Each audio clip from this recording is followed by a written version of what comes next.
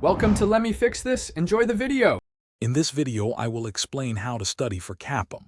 First, let's understand the Certified Associate in Project Management, or CAPM, certification. It validates your foundational knowledge in project management, opening doors to new opportunities.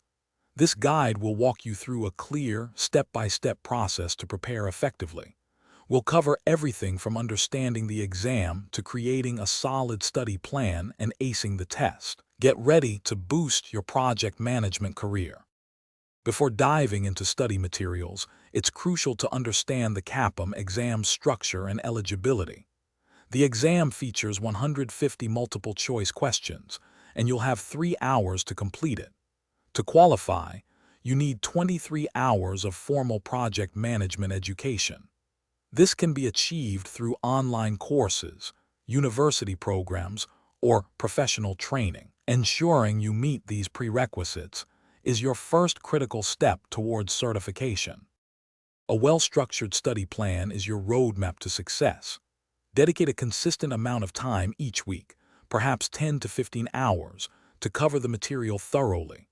The Project Management Body of Knowledge, or PMBOK, guide is your primary resource. Read it carefully. Break down the guide into smaller, digestible sections. Supplement your reading with flashcards and self-made summary notes to solidify your understanding of critical terms and processes. Practice makes perfect, especially for a certification exam. Take several full-length practice tests to familiarize yourself with the format and timing. Analyze your incorrect answers to identify areas needing more attention. In the days leading up to the exam, prioritize good sleep and healthy meals to ensure you're at your best.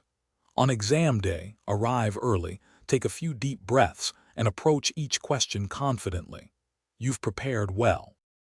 Thanks for watching. If you found this helpful, don't forget to like and subscribe.